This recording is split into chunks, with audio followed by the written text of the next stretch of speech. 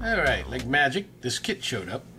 So, I was watching videos about a month or two ago, and one of the guys on YouTube, his name is Ken from What's Ken Doing or something like that, and I can't remember. Sorry, Ken. Don't mean to butcher your channel. And he started selling models about 6 months to a year ago. And you can go to his YouTube channel and tell you how to get in contact with him and buy models.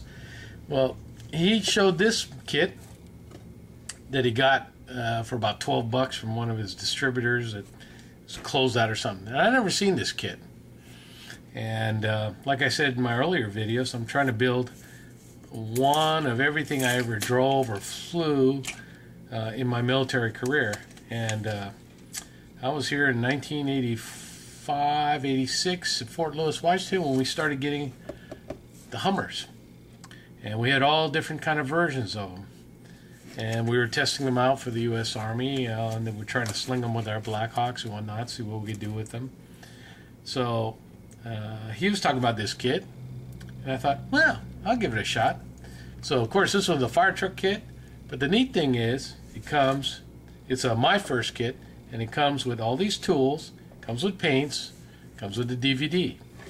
Now, the DVD is really helpful because these instructions from Italeri are really crappy, and just the way they're designed, you gotta, even though I tried test fitting a lot of the stuff, trying to figure out, okay, where does it go, how does it go, whatnot, it's not real good. And it's supposed to be my first model, and I had a hard time with it. But again, comes with paints and a little bottle of cement. It also came out with this neat toolkit, even though I got most of these tools, but I thought, for the price, you can't buy one of these for, $8, $9, $10, so for the price of the kit, well worth it. So that's what I got, but we didn't have no fire trucks in the Army, and I never drove one that was a pickup like this. So one of the things that it comes with, I don't know if we got a picture. Hold on, I'll be right back. The phone's ringing.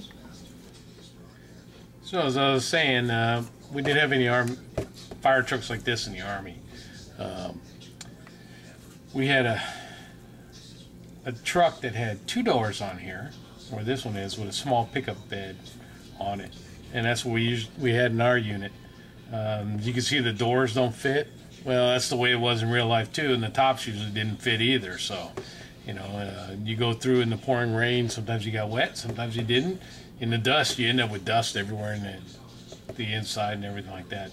Great vehicles. I remember the first time we were driving them, driving on I-5 heading towards eastern Washington, the Yakima, and our drivers were just getting familiar with them. These are a lot wider than the Cut V, the cargo utility vehicles that we had, which were basically Chevy Blazers, Chevy pickup trucks, a lot wider. So we went through a construction zone, and my driver, man, he must have ran over every cone in that zone because these things are a lot wider.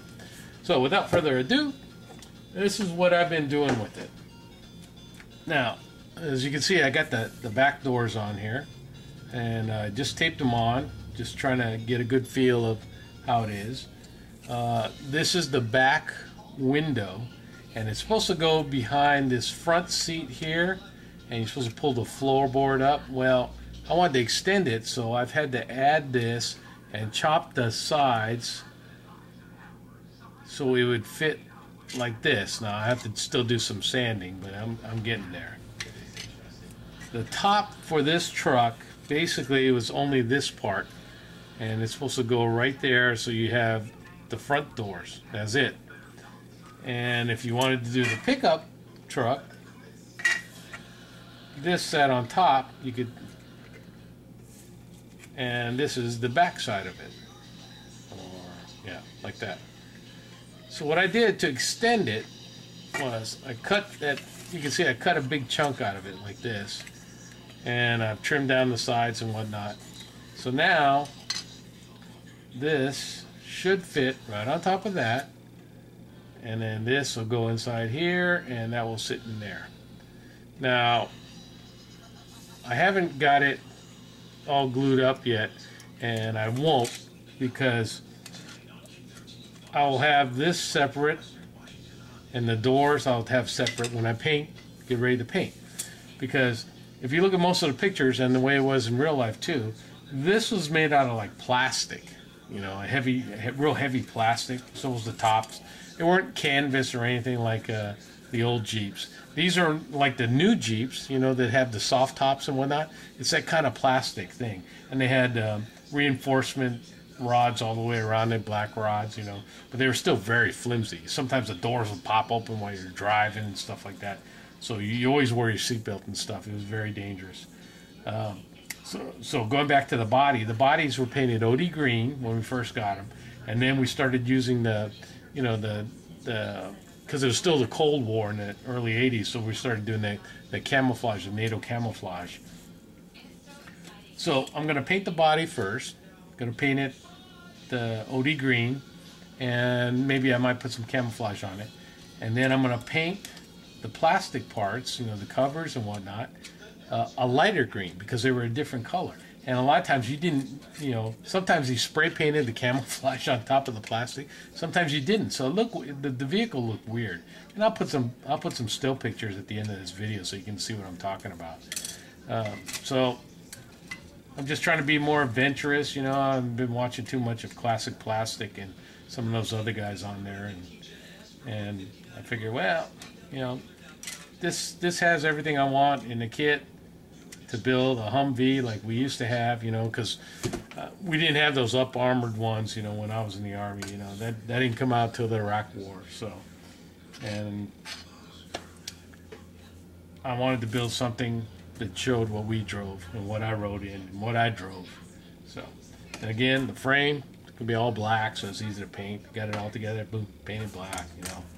So it ends up, I got a bunch of extra parts like the stake sides, stick bed sides. So maybe I use that on an old Chevy pickup or something, you know. Could use something.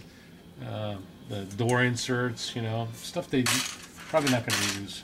So it's almost done. Just got to spend time painting.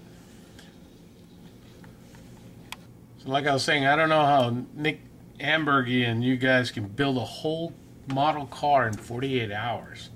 I mean, it would take me that long just to sand and paint and mess with just the body, let alone do the whole car, and to have some of the models come out like Nick's, what was it called, the Joker, the 57 150 what do you call it, gasser. Man, that's just totally awesome. I like the paint job and everything. It was just totally awesome, Nick. And I don't know how you guys do that, you know. So maybe one day I'll get a little faster, or I'll be able to spend a little bit more time. That's all I got. Thanks, guys.